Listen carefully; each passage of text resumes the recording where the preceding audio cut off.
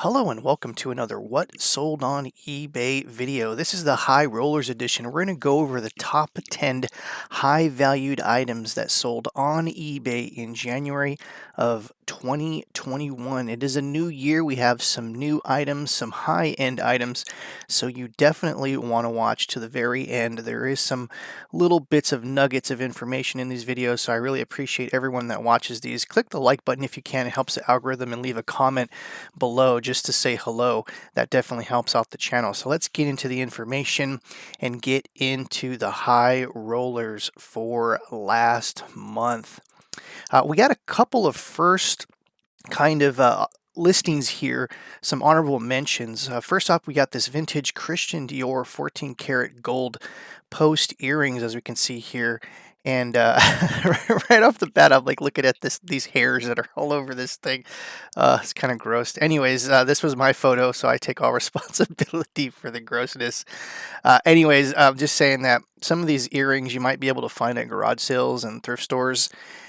Some of these earrings aren't marked, and usually earrings that are gold that aren't marked, they're usually marked on the posts. And some employees and some other people might not realize it. And one of the pro tips I guess I can give everyone is gold's going to weigh a little bit more than normal metals. And so if you get a piece of gold that just seems oddly heavy in your hands for its size, definitely take a closer look. Of course, you want to use your magnets and all that kind of stuff. We're going to have a video on that pretty soon. But anyways, we took a best offer on this for $200. It was a really nice sale. These are vintage kind of earrings, as you can see here.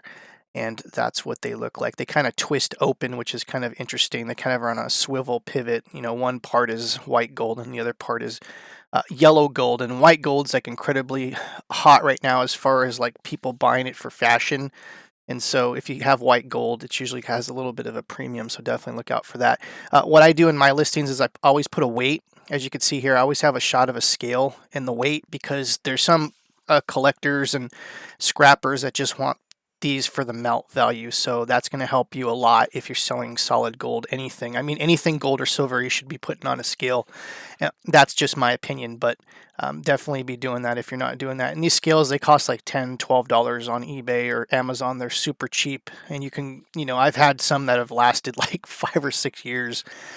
Before I even had to change the batteries on them. So these things, they even take good photos if you can get, the things positioned on there correctly, and you just crop out the thing, and it's way better than these than this gross kind of hairs all over. I can't believe I let this fly. I must have been in a really hurry that day. That's kind of funny. But anyways, definitely look out for this kind of stuff. Another honorable mention is a PlayStation 3. We've talked about PlayStation stuff before in the past. PlayStation 2 is something, that's kind of getting a little bit more in value, but PlayStation 2 is definitely something I usually stay away from, especially the video games. But PlayStation 3, there are some unique consoles, and I wish I had the number right here. And let me see if Jake posted a photo of the bottom. Yes, he did. So if you look over here in the, there's certain models. So I should have did my research before. In the very bottom in the corner, or in the top right there, it has the number. There's like a model number, and there's one that's like highly sought after for PlayStation 3. And I apologize doing this video. I should have actually had that all prepped for everyone. But anyways, if you look it up, you'll see it in eBay, which one is what. It's like, I want to say the ending number is with 01. And so it's like the newer kind of model, I think, but it's not this one. This one is like kind of the older one. So I was very surprised that we actually got $175 for this. I mean, it's in clean condition, and it just goes to show you, like, sometimes things like PlayStation 3s and PlayStation 2s, they've been crap for many years, and then all of a sudden, with what's going on right now, people are home, they want to collect, all the stuff they had before, and, this is a good photo, and this is good on Jake for actually showing that this item works, and so he went above and beyond with this, and that's a good thing to do if you have the means to test something and post a photo of it. And so this is a really good sale, and I think for $175 it's a little more than normal for PlayStation 3. So just kind of putting that out there for everyone. All right, now let's get into the meat and potatoes of our top 10 high roller eBay items that have sold in the month of January. First up, we have this vintage metal flipper. Of course, the nurse flipper was freaking out when she saw that we sold this. She definitely wanted this. We did take a best offer for this, and let me actually look at the price for that we took. We did take a best offer for $225, which is pretty reasonable for this particular piece. And, you know, it did have a little bit of wear, and I will say, for those that don't know anything about lunch boxes, and I'll do a lunchbox video at some point, and I always say that. I always like I'm gonna do a video on this, and I never get to it. But anyways, there's so much going on here. It's gonna take a whole video in itself. But just know, like, I guess the basic thing I can tell everyone, if you don't know what the hell's going on with lunchboxes, condition is everything. Like, literally. With postcards, condition doesn't matter usually. Baseball cards, you know, condition is a whole thing, especially with vintage baseball cards now. It's the same with lunch boxes. So like coins, lunch boxes, old baseball cards, the grading and the scale is everything. Now, I don't think there's any companies that grade lunch boxes, but I'm sure there is. But anyways, it's the grading that is. So you gotta look for rust, you gotta look for cracks, you gotta look for any kind of damage. The cleaner, the better. The newer, the better. And if you find something that's like a C8 or above, and I mean that means condition 8, and it's a grading scale out of 10. The lunchbox people usually use is it demands a premium. So if you can find one that's like brand new, mint condition, no rust, like just like absolutely perfect, you could probably get like 10 times the value, 5 times the value of the highest price you'll probably ever see, because finding vintage lunch boxes, especially from the 60s and 70s, that are absolutely perfect is super, super rare. So anyways, that's just a little bit of kind of side road there. So anyways, yes, we did take a best offer for $225. Happy customer, so we're happy, and that is. So speaking of lunch boxes, we definitely had another one. This one actually we took a best offer for $250. As you can see, this one has a little bit of rust wear. You see how it's got some surface wear, and this still sold for $250 with this. One thing I want everyone to look out for, and I'm going to just post a larger photo of this. I'm going to see if anyone is quick to know what's going on with this. This in the hobby is referred to as UV damage. As you can see, it was probably displayed somewhere for many years. It's lost its reds. Red is usually the first color to go with UV damage. It has something to do on a molecular level with the UV sun that comes in, and it actually, the UV light of the sun will actually, on a micro atomic level, strip the atoms, the red atoms. It has something to do with like the way the color spectrum is, and red is on the very end of the spectrum, so it's the first color to go when you get UV damage. And we've talked about UV damage before. We call it sun bleached. I've called, you know, DVDs that are left out at the swap meet and the flea markets. If they're left out, there's UV damage. You can totally see. And I'm actually going to do a video on this at some point too. I was going to do, you know what, I'm not going to say it, but I'll bust out that video one day and you'll be like, oh, cool. But anyways, it's something to be aware of. Even the UV damage didn't really subtract much from the value of this piece. In particular, you know, like it had the thermos and everything, and that's another thing too. So you want a complete box, ideally. Box, thermos, lid, and I've talked to a couple of hardcore lunchbox collectors, and they said that the inside here is like covered in like silver, and sometimes the inside of those things crack, and so you'll get some questions sometimes, is the thermos cracked? This one happens to be cracked. It's just basically the way the seam looks in there. But as you can see there's some sort of like weird chipping and everything. So I always take a photo of the inside of the thing if I can. So that's very important when you have a complete thing. And of course, looking inside it, you want to make sure. So the inside's pretty clean. Usually you'll find, you know, lunch boxes they look amazing on the outside.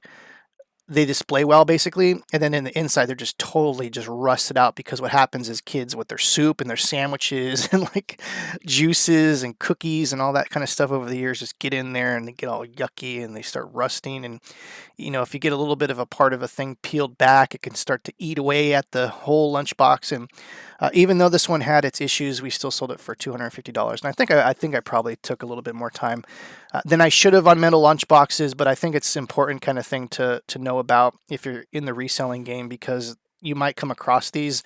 Not everyone is going to be a good lunchbox. Oh, I got a fun fact for you guys right here. Let's do this real quick. Rambo Lunch Box. This is a fun piece of history. The Rambo lunchbox is the very last metal lunchbox that was ever produced. They started doing plastic ones after this one. So if you ever see the Rambo one, it's got a cool little piece of history as far as like lunchbox collectors. This is the very last one that was ever produced as far as metal lunchboxes. Now, of course, there's been other metal lunchboxes, like kind of like novelty ones after this, but this is the last legitimate for lunches use metal lunchbox. So that's just kind of a fun fact there. So anyways, next up we have this large vintage sterling silver Navajo Cuff. This thing is absolutely gorgeous and huge. Look how large this thing is, and this is a really good sale for sure. And let's see here, and definitely look out for kind of Navajo and in Native American style jewelry. And just like a heads up, is you have to have the artist name and the tribal affiliation if you're ever going to sell tribal Native American jewelry. If not, you'll have to put it in you can't use any of those keywords, and you have to put it in another category. So that's just a word of not caution, but you'll get a notification when you try to list this. So just be prepared if you're ever going to list Navajo, Zuni, any kind of Native American jewelry to have the artist name, the artisan they call it, and the tribal affiliation. This one happens to be Navajo and all that, and you'll be good. If not, sometimes eBay will pull your listing. So that's just a kind of a word to the wise. Anyways, this sold for $270, a pretty good deal for whoever got this. It's basically the price that it should be. And my kind of thing's going off right now. How funny. Next up is this Angelo Moreno Jack Nicklaus golf.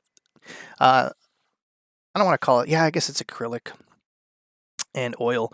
Anyways, we've had this. I had this in my office for a long time.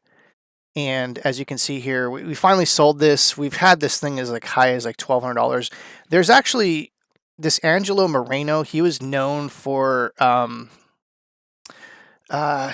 I think him and his brother got in trouble for forging signatures. There was actually like a documentary on ESPN 3030, I think, about this particular guy.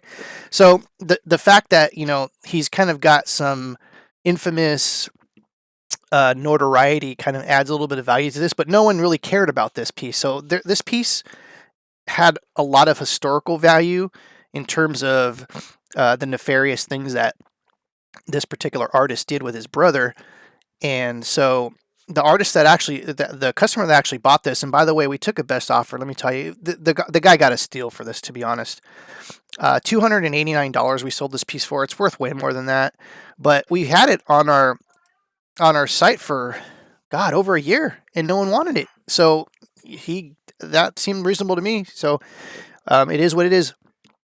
So anyways, back to the thing. It's subject matter, Jack Nicklaus, and just the artist around it. So the guy said he actually had another original painting from Angelo Moreno, and so he was very stoked. He was very happy. We talked for about 10 minutes about the hobby and everything that was going on with sports cards right now. And so really nice customer. This was a local pickup, which I don't normally do anymore because of everything that's going on. But this guy seemed like a really nice guy and was local and was really excited about this piece. And so I decided to do a local pickup. And like I said, it was worth it. The guy was nice, and we had a good conversation about his collection and all this kind of stuff. So very, very cool. Next up, we have this vintage Martin style ukulele. This is a vintage ukulele with I think it said it had a cloth case. Yep, there it is. The cloth case is pretty beat up, but ukuleles have been just skyrocketing in value lately. It's like the TikToker kids generation, youngsters, the younger kind of generation are into ukuleles. So and of course Martin and Co. is very well known in the hobby, and so this was a really good piece.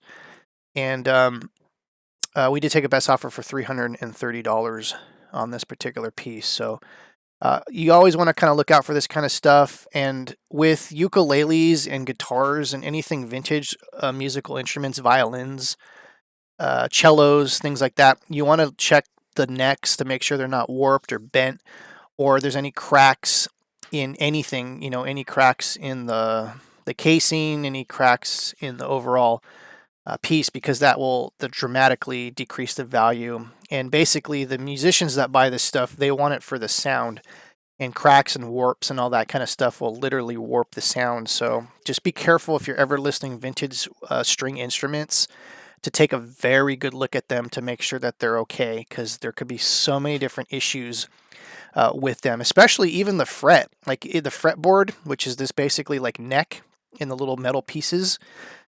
People even want to know like how far the fret bars are from the strings, because I guess some of the vintage guitars that have been used a long time, they kind of wear the neck out, and I guess that has something to do with the sound. So it's just like there's so many different things you learn about everything that you sell. It's incredible, like the amount of knowledge I've personally gained over the last 30 years of just different things. Like, you could take one subject and you can literally go down a rabbit hole on each thing. But anyways, this is a really good sale, and so a really cool item there for sure. Next up is this vintage Casio DW2000 men's digital watch. This is a solar battery alarm. Some watches have been going up in value also. Not all the watches, but some of the vintage Casios and things like that have always kind of been a things that have been going up in value. Watch collectors are huge right now. Just like the sports card industry, watch collecting has really taken off over the last 5 years. You can just go on YouTube and see all kinds of crazy views and stuff on just watches. One of my best videos for watches, how to tell if you have a fake Rolex, has got a crazy amount of views, and I'm gonna leave a link above if I can remember to put a link to that. You can watch that. It's not like the greatest Rolex video, but it'll literally tell you what's up with Rolex, like really quick, like an amateur's kind of view on it. It's kind of funny. I got a lot of views on that video, and I take a fake Rolex apart, so you definitely want to see that if you're into that kind of stuff. But anyways, vintage Casio. We did take a best offer for this, and I want to say yes, we got $375, which is incredible for something that's not like brand new and it's got some wear to it. So just kind of like if you ever come across any kind of watches, look them up, and that's kind of like the story with everything. If you ever find anything, just look it up. But anyways, this is a really good sale from Jake in San Jose. So congratulations, Jake, on a good sale. Next up, we have this Lola Brooks 18 karat gold labradite. I've never heard of labradite. Maybe it's like a labradoodle. It's a labradoodle. Brooch pin artist sign. Now, here's the thing. I'm glad we had paperwork for this, and huge shout out to Christine in Santa Monica that this came from. There was actually 3 of these, and they were actually, I guess, sent to the Real, and they didn't sell. Anyways, they're kind of like hand marked on the back, 18 karat, and it said Lola. You can't see it because the pin post is going across there.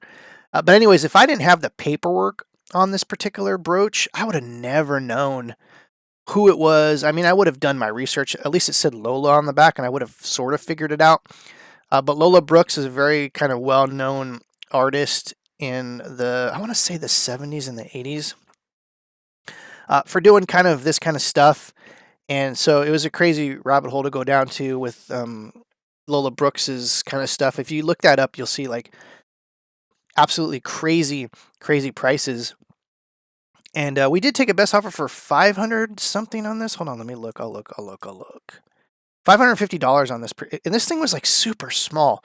So it wasn't the gold value that sold this. It wasn't the Labradoodle laboratory stone that's inside it. It was the actual name of the artist that sold this piece. So that just goes to show you weight of gold is not everything. And I've said it before in the past, most of the people that buy gold and silver are just in it for the metal value. But every once in a while, like Tiffany and Company and this Lola Brooks, and there's other ones too, they sell just because of the name brand. So anyways, Lola Brooks, something to look out for. It's just going to say Lola on the back. It's not going to say Lola Brooks. So if you ever seen something that says Lola, and I wish I took a better picture of this, but whatever, it is what it is. We still got $550 for it, and the customer was very happy, so we're happy. Next up, speaking of art, we got the Thomas Kincaid Lamplight Bridge out of 2950. I've talked at nauseum about art and stuff like that. I've done tons of videos. Just go look at my stuff if you want to learn about art. This is an embellished print, so I guess I will go over a little bit of something real quick. So it is an embellished print, which means it's basically a print, and another artist, not Thomas Kincaid, went in and did the little flowers and stuff. So it almost like looks like and feels like a real painting, like an original, but it's not. It's kind of like a fake out. What was really interesting about this particular piece is it had all its paperwork, literally the receipts, and you can see this was sold in August of 1996. So I mean, all the stuff was here. Like the provenance is incredible. And what I mean by provenance, and everyone's probably heard of the word provenance on the Antique Roadshow. It just means provenance is a fancy word for the history of ownership. So provenance equals history of ownership. That's all you need to know. And this one basically has some excellent provenance.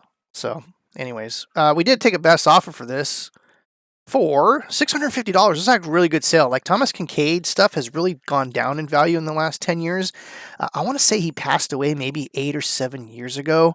I'll have to double check that, but he is an artist that is now deceased, and his art did go spike up a little bit after his death, but his stuff has kind of slowly declined over the years too. So I don't get super excited when I see Thomas Kincaid stuff unless it's an original. Like an original is going to go for thousands of dollars.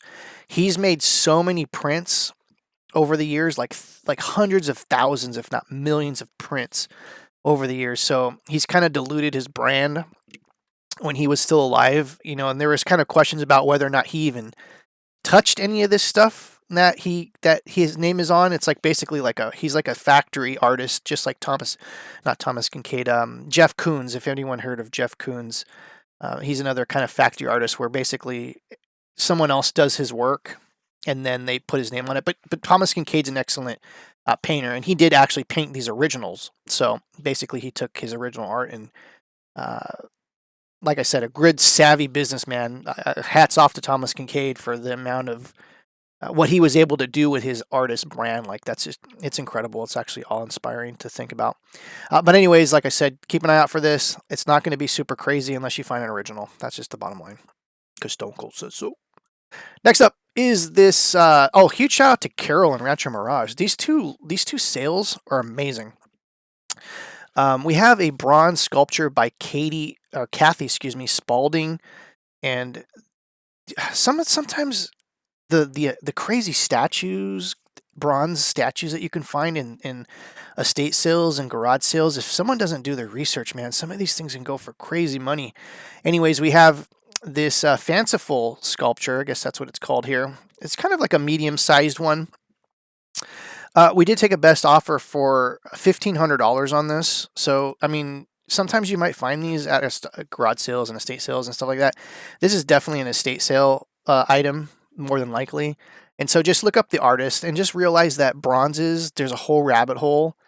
There's lots of reproductions, so you're going to need to know what you're looking at. As you can see here, that's actually a pretty legit signature. It actually looks like it's out of ink of some sort. But usually the artist's signatures aren't going to be signed in ink when it comes to bronzes. They're usually going to be kind of molded in from the original clay casting.